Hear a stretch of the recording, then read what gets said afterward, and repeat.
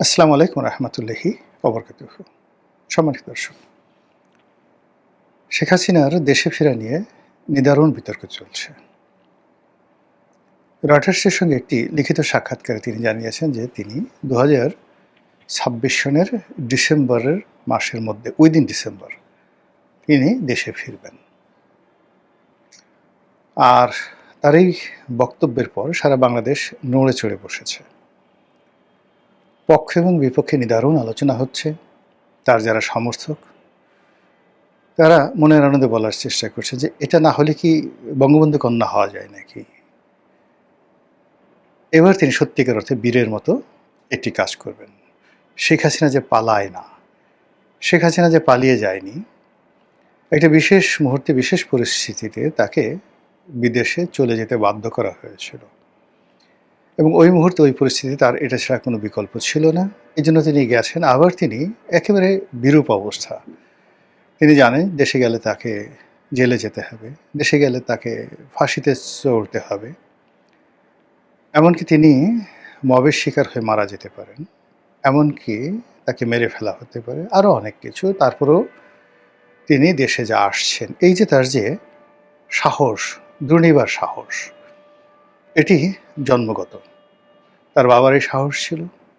পাকিস্তান শাসক গোষ্ঠীর বিরুদ্ধে তিনি তার জীবনের পুরোটা জীবন সংগ্রাম করেছেন। প্রায় ১৬টি বছর তিনি মানে সেই রাজনৈতিক জীবনে 1954 থেকে যদি 70 পর্যন্ত ধরেন ১৬টি বছর তিনি শুধু জেলেই কাটিয়েছেন। তো কাজেই জেল জুলুম হুলিয়া এই রক্তের যারা বাহক, এই বংশের যারা লোকজন, তাদের কাছে এটা কোনো বিষয় না। এটা প্রমাণ করার জন্য শেখ হাসিনা তার এই বৃদ্ধ বয়সে যখন একটা মানুষ কবরে যেতে চায়, তসবিহ তাহলিল করতে চায়, দোয়া দরুদ পড়ে জীবন কাটাতে চায়, সে তখন সে ৮০ বছর বয়সে, তাও আবার বিধবা, তাও আবার পিতৃহীন না, মাতৃহীনা, ভাই বোন আত্মীয় স্বজন দুনিয়াতে কেউ নেই। তো সেই অবস্থাতে তিনি সারা দুনিয়ার বিরুদ্ধে একা লড়ছেন শুধু আল্লাহর প্রতি ভরসা করে। এটাই শেখ হাসিনা, এটাই বঙ্গবন্ধু কন্যা, এটাই আওয়ামী লীগের রাজনীতি, এই কথা বলছেন। আর আওয়ামী লীগের লোকজন, আরে বাবা, জয় বাংলা, জয় বঙ্গবন্ধু, ধরো মারো কাটো, খেয়ে ফেলবো। এইবার মানে তারা স্বপ্নে বিভোর যে শুধু শেখ হাসিনা আসে, আবার তারা ক্ষমতা পায়, তাহলে তারা এই বাংলাদেশে কি কি করবে মোটামুটি সব কিছু ডায়েরিতে লিখে রেখেছে যেন ভুলে না যায়। তার যারা প্রতিপক্ষ, তারা যথারীতি হুঙ্কারকে ঠাট্টা করছেন যে আরে না না, একবার হাতি যদি গর্তে পড়ে সে আর উঠতে পারে না। হাতির বাহাদুরি যতক্ষণ সে মানে গর্তের বাইরে থাকে। তো শেখ হাসিনা যে গর্তে পড়ে গেছেন সেক্ষেত্রে তিনি আর উঠতে পারবেন না। আরেকজন বা আর এক পক্ষ বলার চেষ্টাই করছে যে আপা এই ডিসেম্বর কেন, পারলে আজকে আসেন, আমাদের তার তর্স হচ্ছে না। আপনার জন্য জেলখানা প্রস্তুত, আপনার জন্য ফাঁসির মঞ্চ প্রস্তুত, আপনার জন্য ফাঁসির রায় রেডি করা আছে, আপনি আসবেন আর ঝুলে পড়বেন, আর আমরা আপনাকে শাস্তি দিয়ে মনের আনন্দে বগল বাজাবো। কামন কামন আপা, আসেন আসেন আসেন ম্যাডাম, আসেন জনাবা, আসেন। এরকম একটা পক্ষ বলছেন। আর এক পক্ষ বলছেন যে আসার সঙ্গে সঙ্গেই তাকে ফাঁসিতে লটকানো হবে। এই ধরনের যে হুমকি ধামকি, কথাবার্তা, পাল্টা বক্তব্য, এগুলো চলছে। তার সঙ্গে সঙ্গে আবার খুব ইন্টেলেকচুয়াল লেভেলে যারা একটু বুদ্ধিশুদ্ধি রাখেন, তারা নানা রকম বিচার এবং বিশ্লেষণ করছেন যে এখন নয় কেন। মানে তিনি সেই জুলাই মাসে না এসে, আগস্টে না এসে, সেপ্টেম্বরে না এসে, এই দীর্ঘ সময় নিয়ে তিনি কেন ডিসেম্বর মাসে আসতে চাচ্ছেন, এবং এইটা নিয়ে তারা নানা রকম কারণও খুঁজে বের করেছে। প্রথমত হলো যে আপনি যখন কাউকে ভয় দেখাবেন, ১, ২, ৩, ধরলাম, ধরো, এ সমস্ত কথাবার্তা যখন বলবেন, তখন যে অ্যাকশনগুলো হবে, যে রিয়াকশনগুলো হবে, এবং একটা সময় ভয় পেতে পেতে ভয় পেতে পেতে সে দুটো অবস্থা হবে, সে আর ভয় পাবে না। আর একটা হলো ভয় পেতে পেতে সে এতটা দুর্বল হয়ে যাবে যে যেখানে ভয়ের কারণ আছে সেখান থেকে সে মুখ ফিরিয়ে অন্যদিকে চলে যাবে। তো শেখ হাসিনা তিনি ভালো করে বুঝে গেছেন যে তার প্রতিপক্ষরা তাকে ভয় পায়, যমের মতো ভয় পায়, বাঘের মতো ভয় পায়। তিনি বুঝে গেছেন যে আদর করে, সোহাগ করে শাসন করা, এটার চাইতে ভয় দেখিয়ে শাসন করাটা সহজ, বেশি কষ্ট যায় না। যখন দেখা যাচ্ছে যে খুব সামাজিক অবস্থা নরম সরম, সেখানে সারা বাংলাদেশে শত শত হাজার হাজার মারামারি, খুনাখুনি, কাটাকাটি হতে থাকে। আর দেখা গেল যে কোনো একটা ভয়ের রাজত্বে একটা দুটো সেই গুম করা হলো, খুন করা হলো, সারা মানুষের মনে সেই শাসক দলের যারা লোকজন আছে তাদের সম্পর্কে ভীতি ছড়িয়ে পড়লো। তখন মানুষ নিজ নিজ কর্মে এত ব্যস্ত হয়ে যায় যে পারস্পরিক যে দ্বন্দ্ব সংঘাত সেটা করে যে হানাহানি, সেটার পরিমাণ কমে যায়। এবং আশ্চর্যের ব্যাপার হলো, যেমন ধরুন আপনি হিটলারের যে নাৎসি শাসন, মুসোলিনির সেই ফ্যাসিজম, ওখানে যত ক্ষয়ক্ষতি হয়েছে, খুনাখুনি হয়েছে, সেটা রাষ্ট্রীয় বাহিনীর হাতে। কিন্তু যেটিকে বলা হয় পাবলিক অ্যাঙ্গার, জনগণের মধ্যে বিশৃঙ্খলা, সেটা ওখানে নাই বললেই ছিল, মানে ছিল নাই বলতে গেলে। তো সেই দিক থেকে শেখ হাসিনা বুঝে গেছে যে কি করে এই বাঙালিকে ভয় দেখাতে হয় এবং ভয় দেখিয়ে কি করে জয় করা যায়। আর এর বাইরে হালাকু খান, চেঙ্গিস খান, এটা আমি আলাদা একটা ভিডিও করব আরও পরে। তারপরে তৈমুর লং, গিয়াসউদ্দিন বলবন, এরকম অনেক শাসক ছিলেন, মোহাম্মদ বিন তুগলক, আলাউদ্দিন খিলজি, মানে যাদের সামনে আমির উমরা তারা পর্যন্ত দাঁড়িয়ে প্রস্রাব করে দিতে ভয়। আলাউদ্দিন খিলজি বা সুলতান গিয়াসউদ্দিনের বলবনের দিল্লির রাজদরবারে তিনি ধমক দিয়েছেন বা প্রশ্ন করেছেন, সঙ্গে সঙ্গে অনেক আমির উমরা, সেনাপতি প্রস্রাব করে কাপড় চোপড় নষ্ট করে ফেলেছে। এরকম ঘটনা বহু ঘটেছে। তো বুঝেন যে কিভাবে, মানে তিনি যেখানে যেতেন সেখানে তার নিষ্ঠুরতা এমন পর্যায়ে যেত যে তার সাথে যুদ্ধ করার সাহস কেউ হতো না।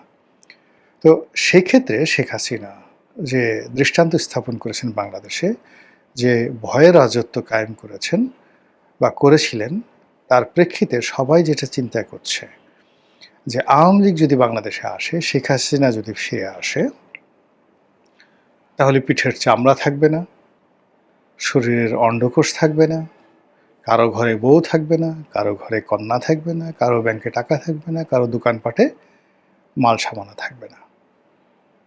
একেবারে গনিমতের মাল হিসেবে ধরো, মারো, কাটো, যা ইচ্ছে তাই করো, এরকম 7 দিন শেখ হাসিনা হুকুম দেবেন। তো এরকম অবস্থা যদি চলতে থাকে বা হয়, তার থেকে বাঁচার জন্য দুটো পদ্ধতি রয়েছে। একটি পদ্ধতি হলো যে সম্মিলিতভাবে শক্তি অর্জন করে ঐক্যবদ্ধ হয়ে শেখ হাসিনার আগমন, তার সন্ত্রাস, তার বাহিনীর সন্ত্রাসকে রুখে দেওয়া, যেটি চরিত্রগতভাবে বাঙালি নেই। বাঙালি সবসময় শক্তের ভক্ত, নরমের জম। তারা যখন দৌড়ায়, আপনি পিছন থেকে ধরেন ধাওয়া দিচ্ছেন, কোনো অবস্থাতে তারা পিছনে তাকায় না, তারা দেখেও না যে কে তাড়া দিল বা কে পিছনে আসে। আপনি বলছেন যে ধর, অমনি নিউ মার্কেটের সেই বা নীলক্ষেতের মোড় থেকে বা সিটি কলেজের মোড় থেকে বা শাপলা চত্বর থেকে তারা দৌড় শুরু করবে। দৌড় শুরু করে ৩-৪ কিলোমিটার যাওয়ার পরে তাদের তখন মনে হবে যে পিছনে তাকায় দেখিতে কেউ আসছে কিনা, তাকায় দেখা গেল কেউ আসেনি। এই হলো আমাদের দৌড়ের ইতিহাস। এরপরে আমরা যখন দৌড়াই, তখন নিচে বাঁচার জন্য আমরা যে কাজ করি, পাশের যে লোক তাকে ধাক্কা মারি। ধাক্কা মারি এই কারণে যেন সে পড়ে যায়, পড়ে যাওয়ার পর তাকে যারা তাড়াচ্ছে তারা যেন ওই যে পড়ে গেল তাকে ধরে ফেলে এবং আমাকে যেন বাঁচায়। এই জন্য আমি পাশের লোকের ধাক্কা দিই, পাশের লোকের ল্যাং মারি, সামনে যে লোকটা আছে তার কলারটা ধরে টেনে তাকে পিছনে দিয়ে আমি দৌড়ে চলে যাই। আমাদের দেশে যে সকল মিছিল হয়, রাজনৈতিক মিছিল হয়, সেই মিছিলে যে পুলিশের লাঠিচার্জ হয়, সেই লাঠিচার্জের সময় দেখবেন রাজনীতির, সেটা আওয়ামী লীগ, বিএনপি, জামাত যাদের হোক না কেন, মানে এইভাবে চেইন করে একজনের হাত ধরে রুখে দেওয়ায় না আর একসাথে পালায় না, তারা সবাই বিচ্ছিন্নভাবে পালায়। একে অপরের সাথে পাল্লা দিয়ে পালায় এবং পালানোর সময় ওই আমি যেইভাবে বললাম তাদের সহযোদ্ধাকে কাউকে ল্যাং মারে, কাউকে পিছনে ফেলে দেয়, কাউকে সামনে নিয়ে এগোয়। এরকম একটা পরিস্থিতি তারা তৈরি করে। তো সেই ক্ষেত্রে শেখ হাসিনার বিরুদ্ধে সম্মিলিতভাবে একত্র হবে, রুখে দাঁড়াবে, এটা আমাদের ডিকশনারিতে নেই। যদি এটা নতুন করে হয় সেটা আমাদের একটা নতুন অর্জন হবে। এই গেল এক। ২ নম্বর হলো যে আমরা খুবই কলহপ্রবণ একটা জাতি। ইবনে বতুতা থেকে শুরু করে ফাহিয়ান থেকে শুরু করে অন্য যে সকল বিদেশি পর্যটকরা রয়েছেন, বিশেষ করে মিনহাসুস সিরাজ, তিনি এই ভারতবর্ষের লোকজন সম্পর্কে, বাঙালিদের সম্পর্কে যে সকল কথাবার্তা বলেছেন, তার প্রথম পরিচয় হলো আমরা খুবই অস্থির চিত্ত এবং কলহপ্রবণ, সন্দেহপ্রবণ এবং সুখের সময় আমরা নষ্ট করি কলহ বিবাদ করে। এবং আমাদের দেশে দেখবেন যে বিয়ে বাড়িতে যে সকল ঝগড়াঝাটি হয়, বিয়ে বাড়িতে সুখের সময় সেখানে খুব ছোটোখাটো বিষয় নিয়ে পান নিয়ে ঝগড়া হয়, গেট কাটার সময় ঝগড়া হয়, খাবার টেবিলে আমার মাংসের পরিমাণ কম হলে কেন, বা ওকে রান দিলি কেন, আমাকে থান দিলি কেন, এগুলো নিয়ে ঝগড়াঝাটি হয়ে বিয়ে ভেঙে যায়। এই হলো আমাদের দেশের পরিবেশ, যেখানে আমরা প্রকৃতিগতভাবে যে কোনো সুখের পরিবেশকে, শান্তির পরিবেশকে নিজেরা ঘেটে ঘুটে সেখানে সেগুলোকে কর্দমাক্ত করে ফেলি। তো সেই দিক থেকে যেটা হলো যে এখন বিএনপি জামাতের সত্যিকারের সুখের সময়, কোনো there is no reason BNP এবং জামাত পরস্পরের বিরুদ্ধে বা এনসিপি, তিনটি রাজনৈতিক দল একে অপরকে দায়ী করবে, গালাগালি করবে, দেয়ার ইজ নো রিজন। সবাই তারা যে পেয়েছে, যা কিছু পেয়েছে, এটা beyond there expectation and limitation. তাদের যেটা সীমাবদ্ধতা ছিল এটা অতিক্রম করে তারা বিজয়ী হয়েছে। তারা যেটা পেয়েছে সেটা তাদের স্বপ্নেরও অতীত। সবাই, বিএনপি এত মেজরিটি পাবে, এনসিপি এতগুলো মানে এমপি হবে, বা তাদের দল পার্লামেন্টে যাবে, নাহিদ চিফ হুইপ হবে, জামাতের আমির বিরোধী দলীয় নেতা হবে, ৭৭টা তারা সিট পাবে। মানে it is absurd and impossible. এটা ইতিহাসে একবারই ঘটেছে, অতীতে কখনো ঘটেনি এবং আগামীতেও ঘটবে বলে আমার কাছে মনে হচ্ছে না। কিন্তু এই যে একটা সুখের সময়, এটাকে যে তারা উপভোগ করবে, আনন্দ করবে, তা না করে তারা কলহ এবং বিবাদ করছে বাঙালির অতীত ইতিহাসের কারণে। তারা একে অপরের বিরুদ্ধে ঘুরো করছে, তারা একে অপরকে খোঁটা দিচ্ছে এবং এটি লড়াই এবং সংগ্রামের পথ এমনভাবে উন্মুক্ত করছে যা দিয়ে আলটিমেটলি শেষ পর্যন্ত শেখ হাসিনার মানে আসার যে পথ, এটি উন্মুক্ত হয়ে যাবে। তো সেই ক্ষেত্রে শেখ হাসিনা এই যে জানে যে কলহবিবাদ জাতি, ফলে সে এই জুলাই মাস থেকে একদম নভেম্বর মাস পর্যন্ত বিভিন্ন রকম নাটক করে, সিনেমা করে, থিয়েটার করে, আতশবাজি করে, নেচে গেয়ে, হাসিতে কান্নাতে বিভিন্নভাবে সে এই রাজনীতির যে বন্ধন বর্তমানে বাংলাদেশে আছে এটাকে ছিন্ন করে দেবে। একবার ভয় দেখাবে, একবার প্রেম দেবে, একবার ফুল দেবে, একবার আলোচনা করবে, একবার এটা করবে, এটা করবে। মানে এগুলো করে জাস্ট একটা, আমরা যে রাবার আছে, রাবারের যে এলাস্টিসিটি যেটাকে বলা হয়, এটা যদি আপনি বারবার টানেন না, তখন আর ওটার এলাস্টিসিটি থাকে না। রাজনীতিরও এরকম একটা এলাস্টিসিটি থাকে। সেই এলাস্টিসিটিটা এখন শেখ হাসিনা এবং ভারত সম্মিলিতভাবে ভেঙে দিতে চাচ্ছে।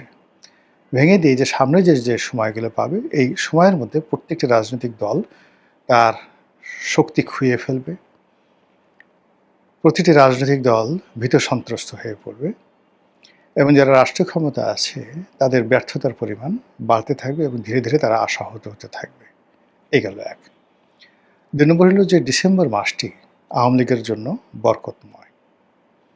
ডিসেম্বর মাসটি আওয়ামী লীগের জন্য বিজয়ের মাস, জাতির জন্য বিজয়ের মাস, এবং এটি আওয়ামী লীগের যারা প্রতিপক্ষ তাদের জন্য খুবই সেন্সিটিভ, অবমাননাকর, অনেকটা আবর্জনা খাওয়ার মতো।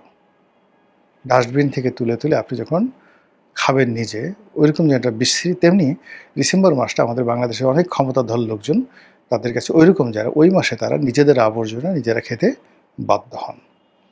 ঠিক সেই ডিসেম্বরে এবং বিশেষ করে ১৬ই ডিসেম্বর বিজয়ের দিনে যদি শেখ হাসিনা আসেন বা আসার ভয় দেখান বা পরিস্থিতির সৃষ্টি করেন, তাহলে তার যে প্রতিপক্ষ, সেই প্রতিপক্ষরা তারা মুখ তুলে কথা বলতে অন্য সময় হলে যেভাবে তারা গাল ফুলিয়ে কথা বলতে পারে, ডিসেম্বর মাসে তাদের কণ্ঠ আস্তে চুপ হয়ে যায়।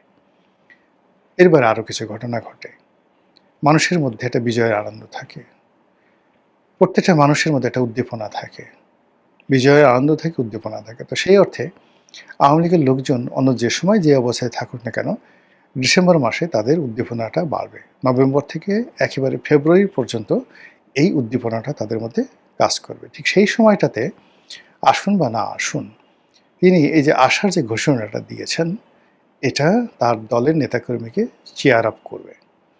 আর কোনো কারণে যদি পরিবেশ, পরিস্থিতি, আন্তর্জাতিক নেগোসিয়েশন, হোয়াটএভার মেবি, যাই হোক না কেন, তিনি যদি ঝুঁকিটা নিয়েই বসেন, তাহলে সেটা সামাল দেওয়া সরকারের জন্য ভীষণ রকম কঠিন হয়ে যাবে। এত কঠিন হয়ে যাবে যেটা আমরা কল্পনাও করতে পারছি না। মহান আল্লাহ আমাদের সবাইকে হেদায়েত দান করুন এবং হেফাজত করুন। আসসালামু আলাইকুম ওয়া রাহমাতুল্লাহি ওয়া বারাকাতুহু।